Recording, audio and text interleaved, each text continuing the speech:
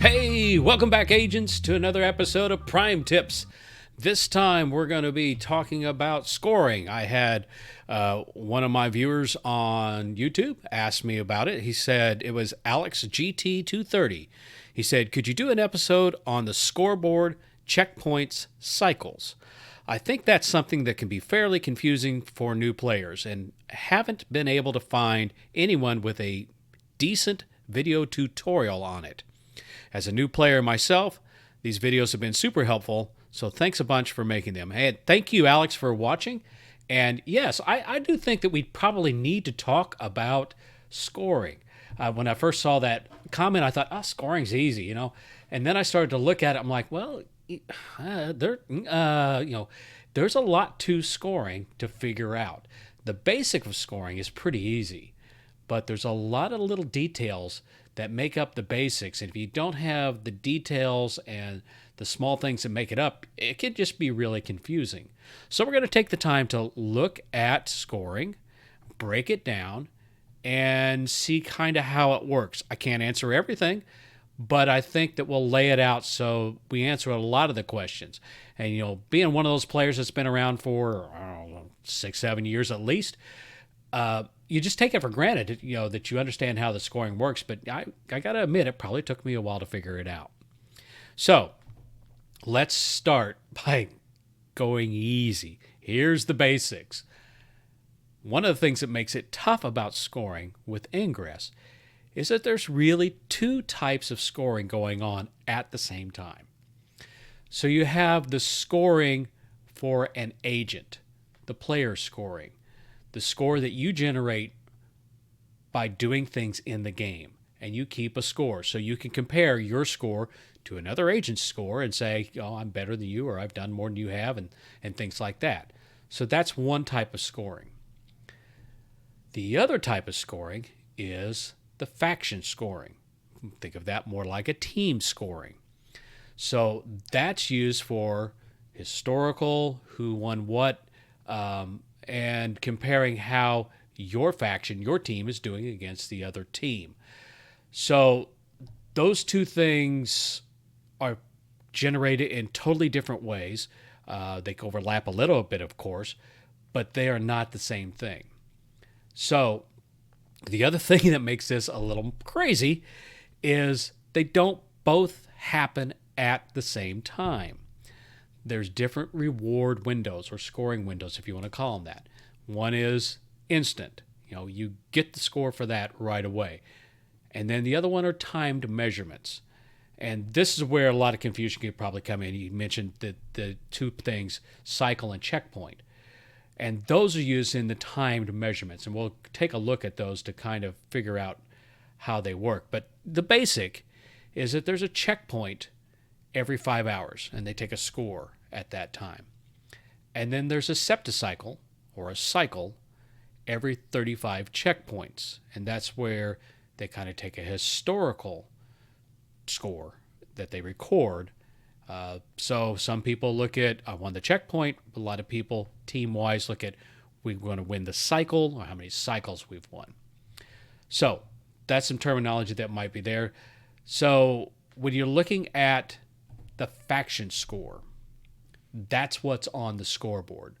So if you're looking at, how I as an agent, I'm not showing up on the scoreboard, that's because that's not the type of score that it's recording. It's recording the faction score. Now that score, even to make it more, is broken down into two things. Now it used to be it was only one thing. When it first started, Ingress only recorded a global score. And that was a score that was generated by all the Enlightened players together and all the Resistance players together. And it actually does an average of that. And then you can see how they compare. So as an individual player, it wasn't possible, very improbable that you would ever have any effect on the global score. So they changed and they came down to a regional score. And we'll look at how they determine what a region is. But a regional score is more of an area that you as an individual player can have an effect on, or you and your small team of people can have an effect on that regional score.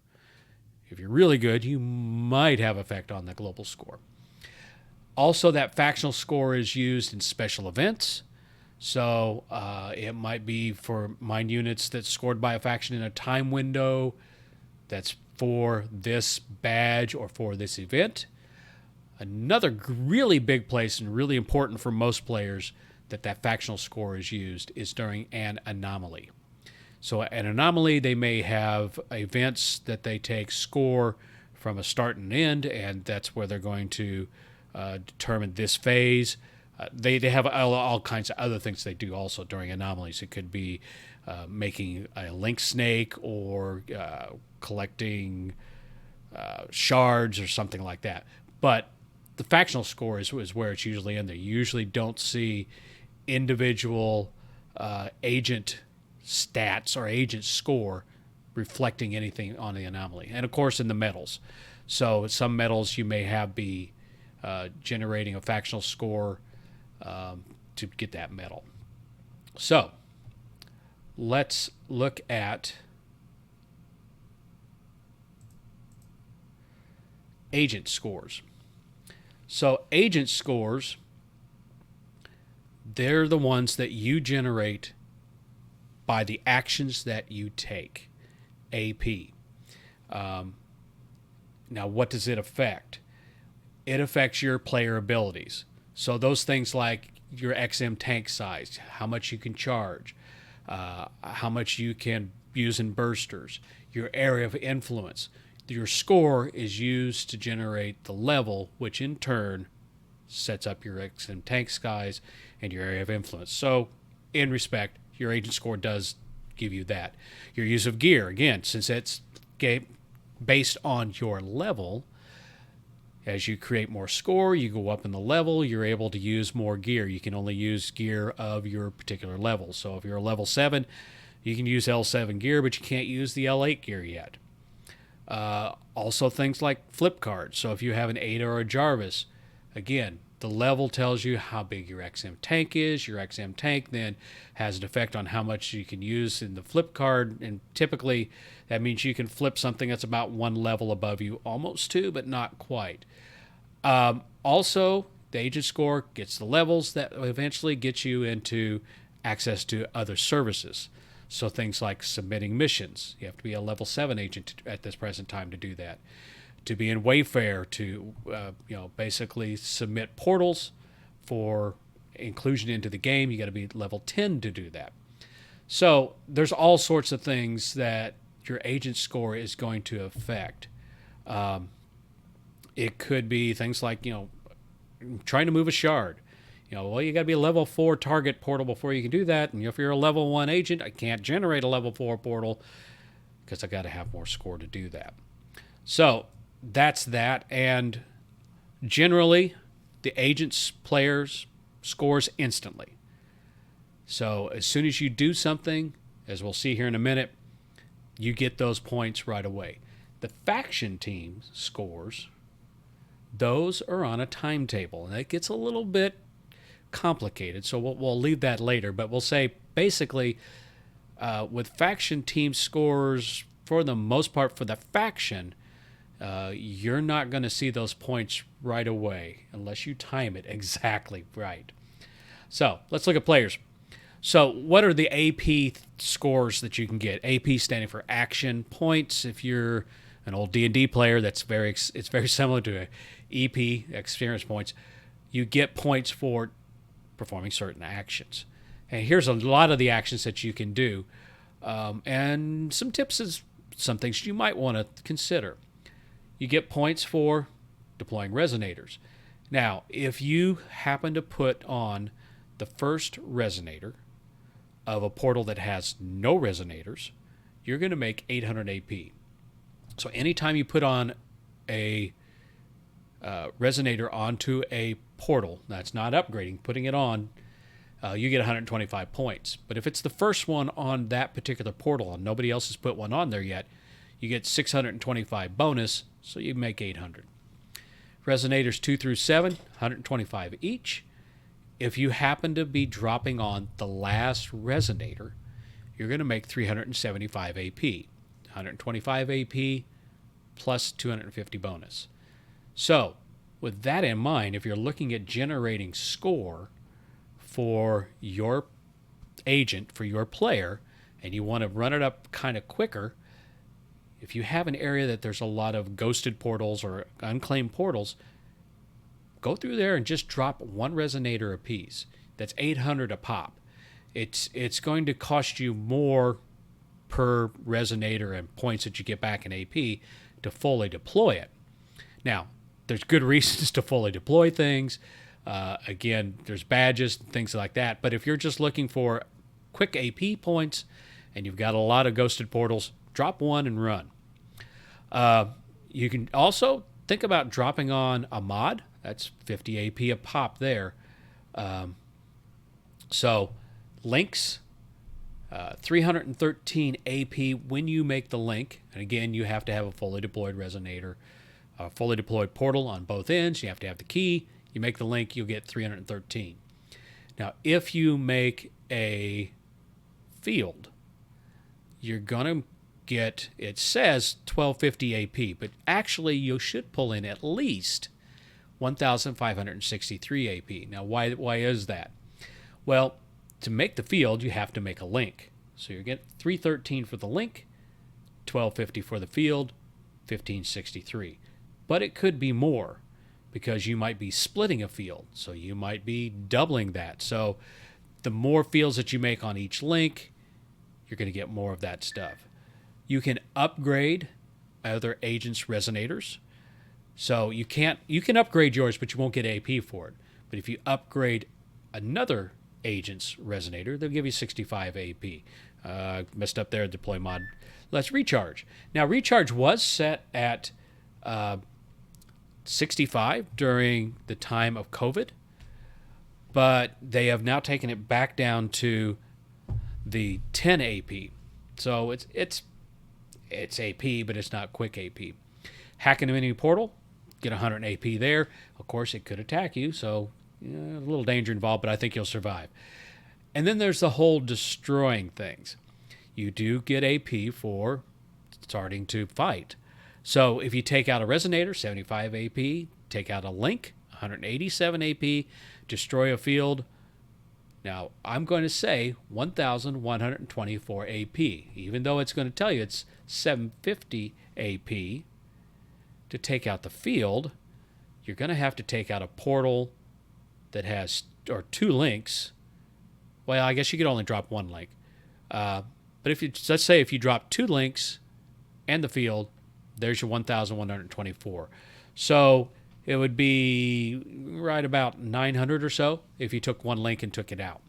Again, it just depends. But you're going to get more than just the 750 because you have to drop the link to drop the field.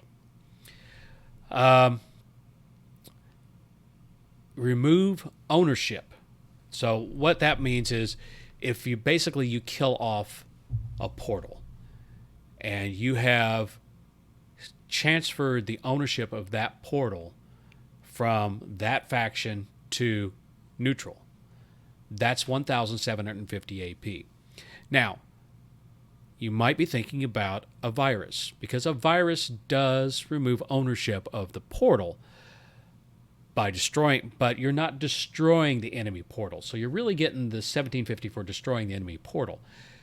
If you use a flip card, you don't get any AP. So you could be taking out the best, created portal with all kinds of shields and all kinds of links and all kinds of fields. Do it with a virus, nothing. Do it as a fight, you're going to get all kinds of AP out of it. So those viruses are good for certain things, but not for generating AP. There's just really not anything there. So how much do you get for taking out a portal if you're doing the destroy? Well, you can figure it out. But if you have IITC, it will tell you. So in this particular example, looking at this portal, it tells me that the AP gain for taking out this portal is 15,842. Again, it says that because I'm looking at it as as a resistance agent. I'm taking out an enlightened portal, so that's the gain I would get. Now, how do I come up with all of that? Well, it would be each resonator. So there's 8 of those, 75 points for taking out the resonator. You get 16 links. It's 187 for taking out the links. That's 29.92. There was 14 fields that were held there, 750 a pop. That's 10,000 AP. And then, of course, I would kill the enemy portal, 1750. There's my total of 15,842. So you could do all that math, but I wouldn't suggest it. The basic way to figure it is if it's got a lot of links and a lot of fields, it's worth a lot of AP. So if you're taking out, a portal that has 8 resonators but no fields or no links or no nothing like that, you're looking at 600 AP. If there's one right next to it that has a bunch of links and stuff, that's the one to go. Again, it's probably going to be more difficult to do. That's why they do it that way. So that's generating it straight out. But you can get more out of your AP with AP multipliers. A couple of different ways that you can generate that AP double, even 4 times. One of the best is if you happen to be able to be in the field and doing things during an double XAP event. It's got double XP, it should be double AP event. So during a double AP event, everything you do to generate AP is doubled. So you don't have to worry about timing or anything like that. The other thing that you can do is use an Apex mod. So an Apex mod is fairly new. What an Apex mod does is during the time that mod is running, it's going to double your AP, just like a double AP event. Now, these mods are not stackable, but they are queuable. Now, what that means is the mod itself runs 30 minutes. If you put 2 out there, you don't get 4 times AP, you get 1 hour. So you queue them up one wide after the other. And I think that the maximum on that queue is 4. So you could set off 4 Apexes at a certain time period, and you get 2 hours of double AP, which happens to be the time window of a first Saturday. So I'm pretty sure that's kind of why they did that. So the real way to make the most out of it is Apex during double AP. In that case, you will get 4x because an Apex doubles what you're scoring, and the double AP event doubles first. So you will get to 4. So that's the time that you can really generate the score. If you're going to be doing an AP generator, that would be the thing to run during that event. If nothing else, at least run the Apex. Typically, you want to run that Apex anytime that you know that you're going to be generating a lot of AP. So if you're going into a battle and you know that you're going to be taking down lots of portals with lots of links and fields, throw out an Apex. If you're going to be doing a lot of deploys and a lot of links and things like that, throw out an Apex. Don't throw out an Apex if you're just walking down a trail and you're dropping 1 resonator per. It's probably not worth it that time. The other way that you can get the AP is just being consistent. The daily hack streak bonus is fairly new. So on the daily hack, you get an AP bonus every day that you hack in the streak. So the very first day that you hack, you're going to get 500 AP. Also, it doubles the items that you have. So the next day, 500 AP. So for the first 6 days, you get 500 AP. On the 7th day, you get 1,000 AP. So it's not big AP, but it's AP. So, and it's something that you can probably going to be doing anyway. But try not to skip a day. I mean, you skip a day, you lose 500 AP. Glyph hacking is also a great way to make AP. Now, the problem with glyph hacking is that it's a variable. I can't really tell you how much you're going to get. It depends more on the number of glyphs that you have in the glyph hack, how many of those you get correct, the time that you take to do that. So the basic idea is the more glyphs that you get correct in the shorter amount of time, the more AP that you're going to get for that glyph hack. So those are ways that you can get a bunch of that. Let's go on and look at the factions. So faction scoring. When you look at faction scoring, it's based on fielding and mind units. So again, we have a couple of terms we got to throw out there that you have to remember. Mind units are determined by the area covered by a field, the population under that field, and here's the important thing. Here's where these terms checkpoint come into play. It has to be standing at checkpoint. So it doesn't matter how great a field and how big a field you have, if it's not established and standing when checkpoint comes around, it's not going to score. It's only scored once during each checkpoint. That's why most times whenever you have players that are doing large ops, or even if I'm trying just to run up my status in the regional scores, I want to make sure that I get things close to checkpoint before the opposing side can take it down. So that's why checkpoint is so important. And historical scores are recorded at each septicycle, so each cycle. So when you look at historical scores, as we will here in a minute, it's that septicycle that determines when they take that. So again, just to make it a little more crazy, they do break down those scores into two divisions, a regional score and a global score. So regional score is an S2 cell that's size 6. We really don't want, that's nuts to get into what that is. But basically, it's just an area that you have that you play in, and that's where they take the score. And it's not a cumulative score. It's more of a average of the previous scores. So if you have one large score at a checkpoint, it is going to bring up the score, but if it drops off the next one, it's not going to continue to grease up that score. I don't want to get into that too much, but ingress time, we said that the time is real important as to when you do these things. And let's take a look at those a little bit. So checkpoint is once every 5 hours. Pretty simple. 35 checkpoints will make one septicycle.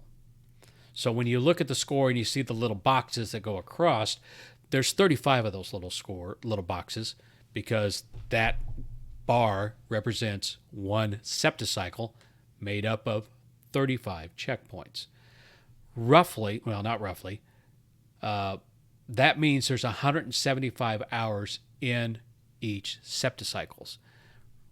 That means it's 1 week plus 7 hours. So roughly about a week is each septicycle. Now, the calendar, you look at the yearly calendar, it doesn't work out exactly like the Gregorian calendar, and weekly it doesn't work out. So the reason that that is because they don't go by that. They go by the 5 hour increments. So 50 septicycles make 1 year. So when you look at a number, and this might be the number that you've been seeing on the score, and you're like, what does that number represent? That number is the septicycle, and point what part of the septicycle. So 22.01 would have been the very first septicycle, the year of 2022. Would have been in January. Septicycle 2022.50 is going to be in December. That's the last one. It's pretty close to the Gregorian calendar. A septicycle year is 8,750 hours, and calendar year is 8,760. I don't know if they have some sort of correctional leap year or thing to correct that, but it's pretty close. But excuse me. Since that's not exact, what that means is you can't rely upon, hey, at 2 o'clock every Saturday is a checkpoint. Because it differs a little bit. And we'll look at a way that you can kind of see where that differs and how you can look at that. The clock time, when they give hours, they usually use UTC, Universal Time Coordinated. It's pretty much the same thing as Greenwich Mean Time, GMT, because, again, we're talking about a global game. So if we're starting something for everyone across the globe, we can't say 9 o'clock on Monday, because 9 o'clock on Monday is a different time for everybody across the world. So most of the time they're going to say 9 o'clock UTC, and then you have to do the conversion to figure out what's what. Let's see what else I got here. Okay. So what time is it? Because they have this crazy time system. They do have a website, and I don't think this is actually an Ingress website. Maybe it is. I don't think it's Niantic. But septicycles.es is a website. And when you go to there, it will tell you what septicycle are we in and when are the checkpoints.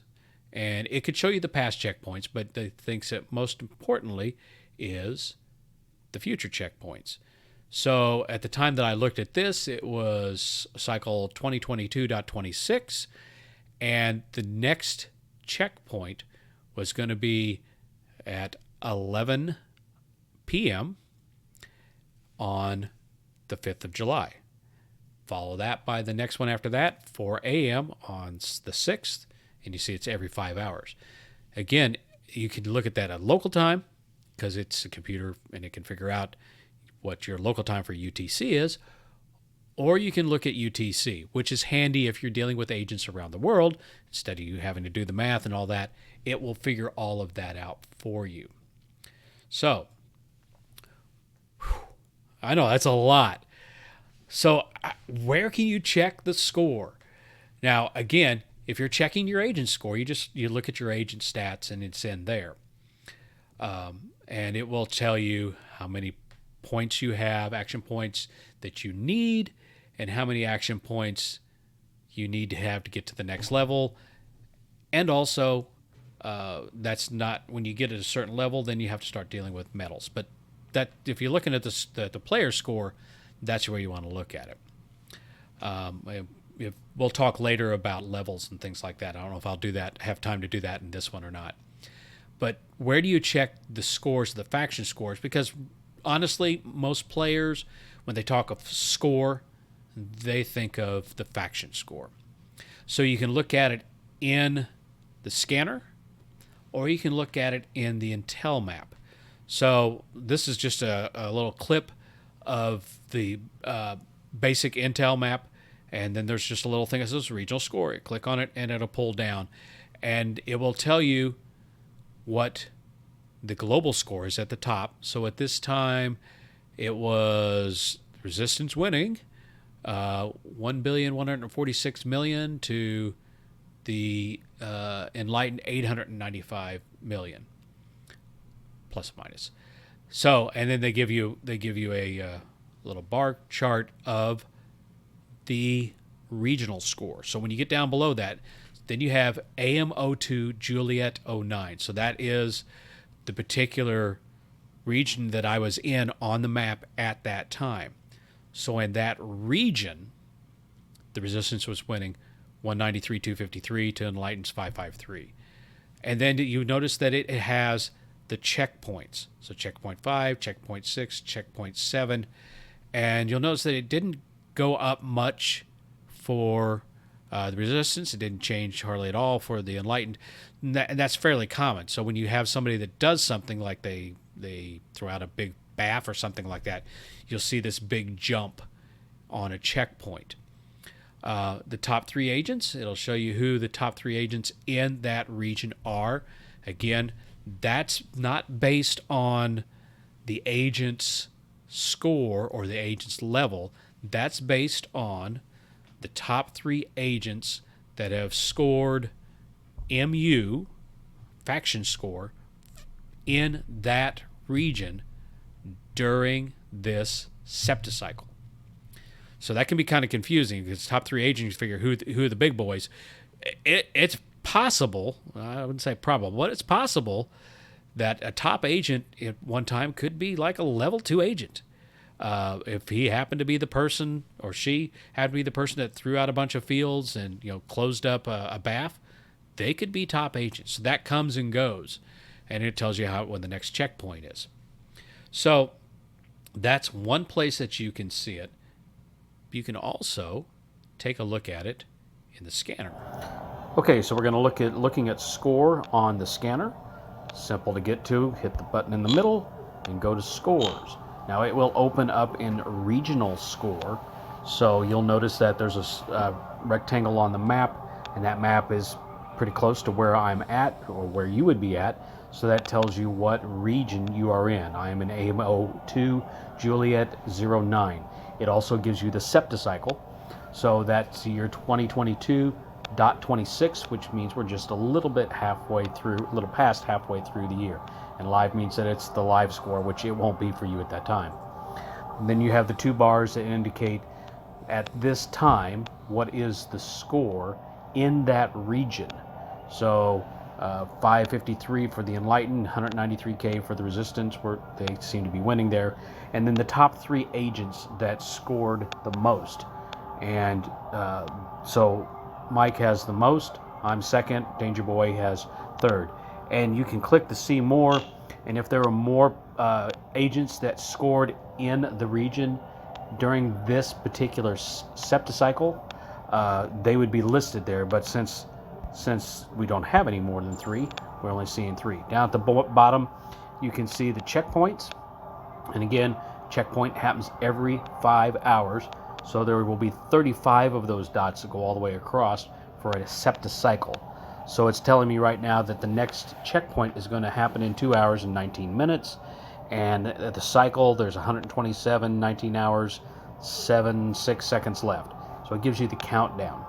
So that gives you an idea of the score. You don't have, again, the score of the individual agents, but we're looking at the faction score.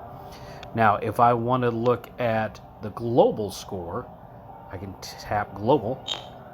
And again, that now gives me the global score at this particular time. So enlightened 895 million, resistance 1,146 million. So the resistance are leading at this particular time. And then again, you have the checkpoint and the cycle information. Now there is also a history button, and that usually will work. Let's give it a click. So it gives me an idea of what are the global stats from previous septicycles. Remember, each cycle is whenever they record historically the scores. So it looks like the last cycle was won by the enlightened. Enlightened won a bunch of them. So it's been a while, and I could scan up, and it looks like it was 22-17 when the resistance just barely won one. And then you can tap to load more. Now, unable to view temporary limit reached, you'll see that a lot of times. That doesn't mean that you can't ever see it. It just means you'll have to wait and try again later. But it is kind of a pain to do that. I can go back to regional, and I'll try the history there. And again, unable to view temporary limit reached. If it did work, I could see who had the number of points, or who was the top agent historically and back. So you can also look at other cells. So I can click other cells, and let's take a look at AMO1 Juliet 5. And that looks like that is an enlightened win in that area. And if I see more than I can see, there's a lot more enlightened agents. There's 8 enlightened agents that have scored so far, up to the 5 of the resistance agents that have scored so far. So that way you can kind of see who's scoring and who's doing what. History, I'm not going to be able to get that. So again, you just kind of keep trying that. If you want to go back to your cell that you're in, the trick is kind of go to global and then back, and it will put you back in your original one. So that's how you can look at the score on the scanner. So yeah, the score on the scanner is got a lot of information that you can look at, and it's very helpful. One thing that I didn't really explain, and it's kind of hard to explain, is how do you know that regional score? So in this instance where we have resistance 193, 253, how do you come up with that number? Well, that number is an average of the checkpoints. So you notice that it doesn't say 186, 226. It's more than that, which tells me that previously, probably in checkpoint 2 or 3, there was a lot more in that particular checkpoint. What that means is, as you're looking at, are we going to win the cycle? You can't come in at checkpoint 35 and have just enough to get more than the enlighteneds, in this case 553, and get over the top. That's not going to do it. You have to do it a couple different ways. You either have to have a very large score in that last checkpoint in the cycle that's going to skew up that average and give you the win, or another thing that people will do is get a very large score at the beginning of the cycle, and that gives you a high average to start with, and then you just have to kind of maintain it. That gives this other faction a chance to build up their score and to get over the top.